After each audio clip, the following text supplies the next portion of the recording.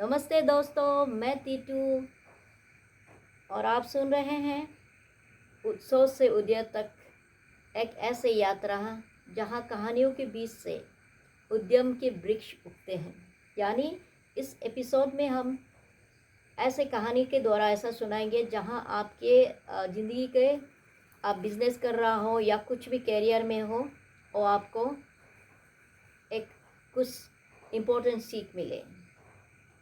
तो आज का थीम है ऑनेस्टी इज़ बेस्ट पॉलिसी। ये सेंटेंस आपने ज़रूर सुना होगा बचपन में या अभी भी अपने दोस्तों से, अपने गुरु से, अपने पेरेंट्स से। हमने तो कई बार सुने हैं। तो साथ चलिए आज उसके ऊपर कहानी एक सुनाते हैं। तो एक बहुत बड़ा कंपनी है, कॉरपोरेट है।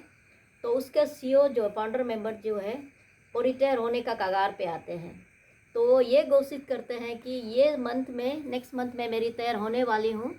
तो आप लोग एक अच्छा, बहुत ही कैपेबल सीईओ मेरे मेरे सक्सेसर बनाएं। तो उसके लिए इख्तियार निकालते हैं, यानी कि एडवर्टाइज करते हैं टीवी में, न्यूज़ चैनल, न्यूज़पेपर में।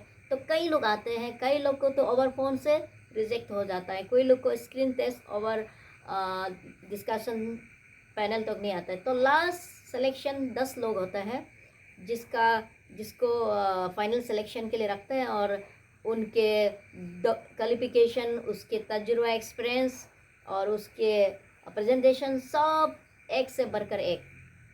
तो समझ में नहीं आ रहा था किसको अपॉइंट करें। तो जो फाउंडर मेंबर है, जिसके लिए अपॉइंटमेंट किया जा रहा था, जिसका प्रेजेंस एब्सेंट में, तो उसने कहा कि क्वालिफिकेशन, एजुकेशन, बोलचाल सब ठीक है, पर मेरे सबसे इम्पोर्टेंट पॉइंट ये रहेगा कि वो मेरा सक्सेसर जो है बहुत ही ईमानदारी हो। अगर ईमानदारी सीईओ होगा, ये कंपनी को और आगे ले जा सकता है। तो सबसे प्रायोरिटी ये रखा गया कि वो ईमानदारी हो। अब ईमानदारी को एक ही कुछ घंटों में, कुछ दिन में कैसा प्रूव किया है? हर कोई तो ईमानदारी का सर्टिफिकेट लेके तो घुमा नहीं है, और सर्टिफिकेट से ये साबित भी नहीं हो सकता है। तो पूछेगा कि आप ईमानदारी हो, तो सब तो कौन कहेगा कि मैं बेईमान हूँ।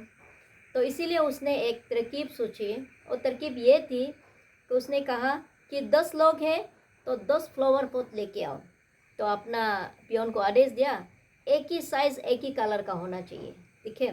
तो लाया गया, उसमें अच्छी मिट्टी भराई गई, पानी डाला गया, खाद डाला गया। उसके बाद सबको लाइन करा करके कहा कि आप सबका टास्क ये है फाइनल सिलेक्शन के लिए कि आप लोग को ये जो फ्लावर पॉट दिया जा रहे हैं, तो मिट्टी बराबर, साइज सेम सेफ।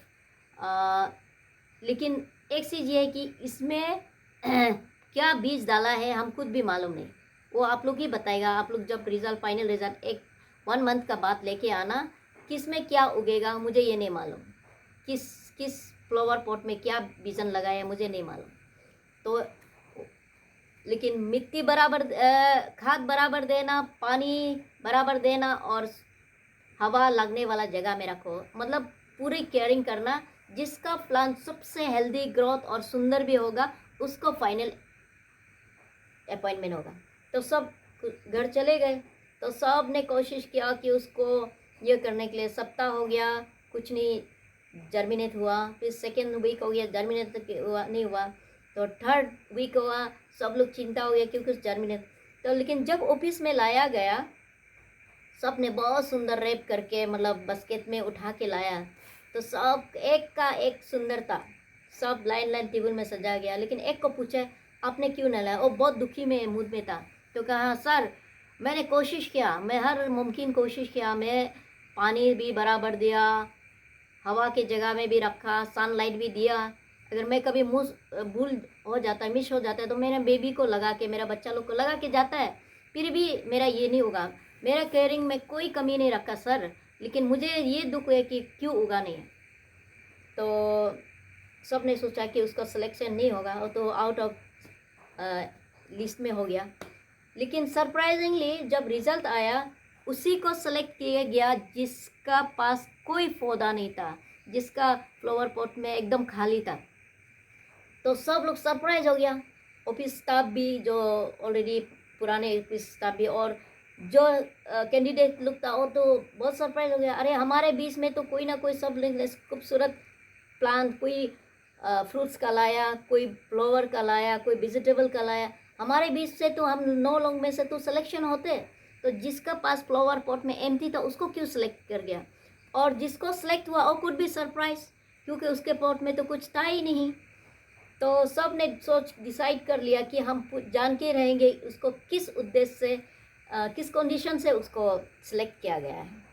तो उसको पूछ ही लिया सीईओ ने, सब ने मिलकर सीईओ को, जो सीनियर ये है, तो पूछा तो बोला कि देखिए आप सब क्वालिफिकेशन वाइज बराबर है, एक से बढ़कर एक है, और तजुर्बा वाइज, एक्सपीरियंस वाइज आप सब लोग में कोई कमी नहीं है, और प्रेजेंटेशन वाइज आप लोग सब इक्वली क्वालिफाइड है, लेकिन आप सब 9 लोग एक चीज़ में हार गए, आप लोग में ईमानदारी नहीं है।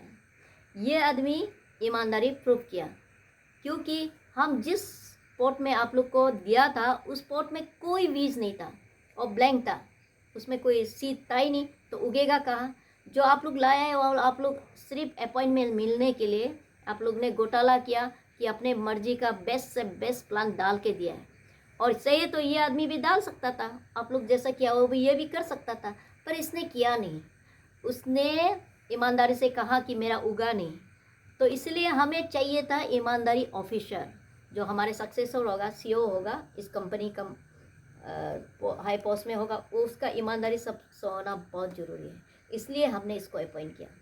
तो इस कहानी के द्वारा आप लोग जान गए होंगे कि हालांकि ईमानदारी हर सिचुएशन में, हर जगह में हमें रिवॉर्ड नहीं देते हैं, फिर भी ज़िंदगी की कुछ ऐसे पन्नों में, ऐसा ये मेरे कुछ पर्सनल तजुर्बा भी रहा है कि हमारी ज़िंदगी में ईमानदारी भी कारीगर साबित होते हैं। तो यही था आज का एपिसोड नंबर 1। तो आप लोग का प्यार, आप लोग का प्रेयर बने रहिए, मैं इस तरह से आपको एक अच्छा सीख देने के लिए इस तरह का कहानी लाती रहूँगी। हैव ए लवली नाइट, शुभ रात्रि।